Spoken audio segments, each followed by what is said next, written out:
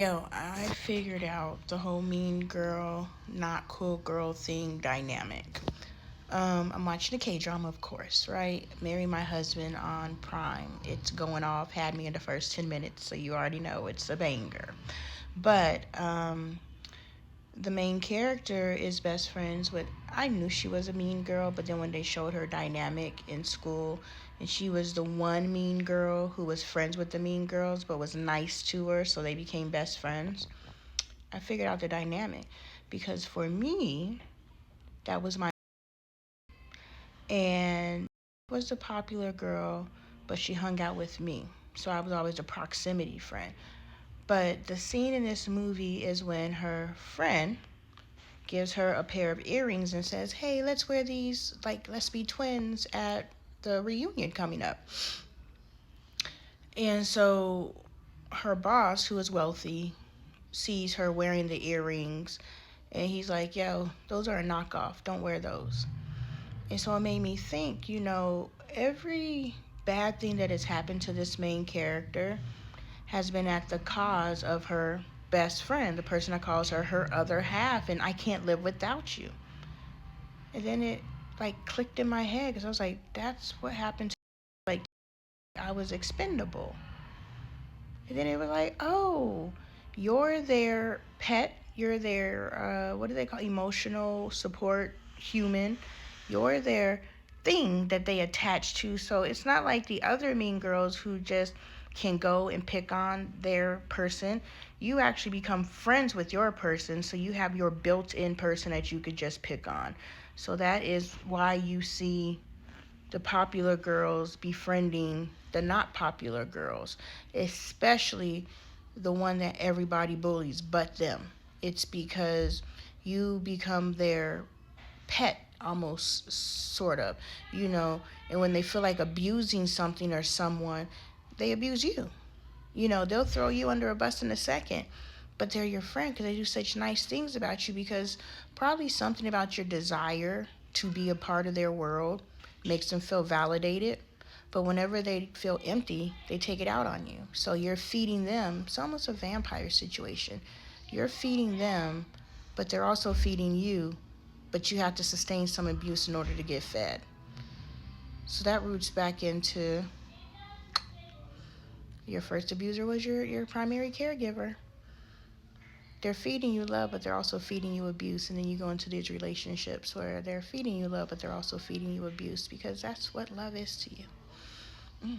Who knew that was going to get that deep? In case you don't know this, I'm going to start telling you because I assume this was, common sense. But like I tell Dre all the time, common sense isn't that common. So I'm going to start sharing with y'all things that you may or may not know. But when you turn into traffic, like you're pulling out of a parking lot and you see oncoming traffic coming, you turn into the lane closest to the street you're coming off of. You don't turn into the second lane. You don't turn into the third lane. You don't cross all the lanes and then fuck up traffic. You turn into the lane closest. That's just the law. Now, if you have to turn and you got to go into a lane because someone's in that first lane but the second lane is empty, then you turn into the empty lane. That just makes sense. But the reason why, well, the law is different everywhere else. Somebody's going to say, well, that's not the law where I live. Well, that's just human courtesy. You turn into the lane closest. That's just the safest turn to make. Doesn't matter. I'm not going to argue with you guys. Logistics. What I'm going to say is if you turn into traffic, into oncoming traffic, like traffic is moving and you're turning in, turn into traffic and accelerate to create space between the oncoming traffic and yourself, because what you guys are doing is causing people to have to slam on their brakes to not run into the back of your car. And I have always received it as this is just an inconsiderate, but it might just be they don't know that they're turning into traffic and they're only driving their vehicle. Y'all are doing some crazy shit right now. They're driving their vehicle and they're only driving their vehicle. But a skilled driver not only drives their vehicle, but they also are driving everybody else's vehicle. So they are watching every single driver that's on the road within their field of awareness, and they're clocking what they're doing so that they can now drive their vehicle safely.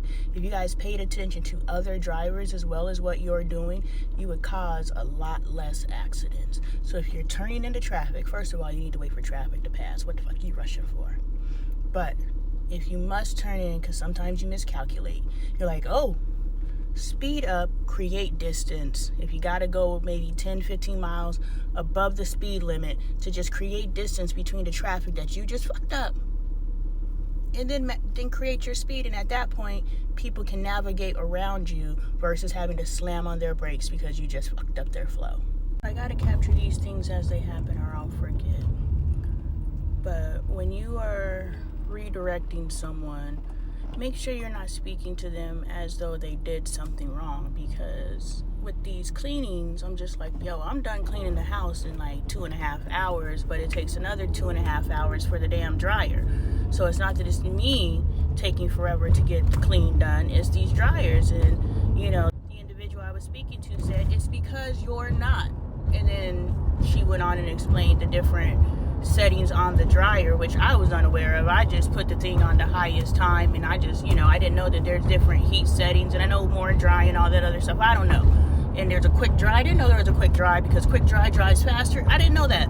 So anyway, she's explained to me the different ways that the dryer works. But depending on your audience, the fact that you said it's because you're doing this, now you've already put me in the defensive when I'm not doing anything. I'm just moving within what I know to do. So the failure isn't in what I'm doing knowingly. The failure is in my unawareness. So if it's something that I'm unaware of, it's because you're doing this, then that's the energy that's off-putting. So make sure, as I continue to research and study Black women, and I know I speak in Black woman, heterosexual mother terms, but definitely if it is a behavior or a solution to something that you're working to overcome, utilize it. I'm only speaking from my perspective because I can only speak knowingly from my perspective. I can't speak from your perspective, but you can apply the perspective because a perspective is a perspective.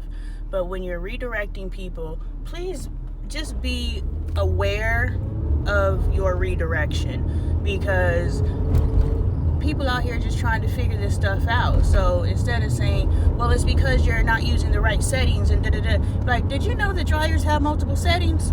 Let me school you, friend. That's a whole different approach, and that's going to be a completely different energy, and you're going to get buy-in that way.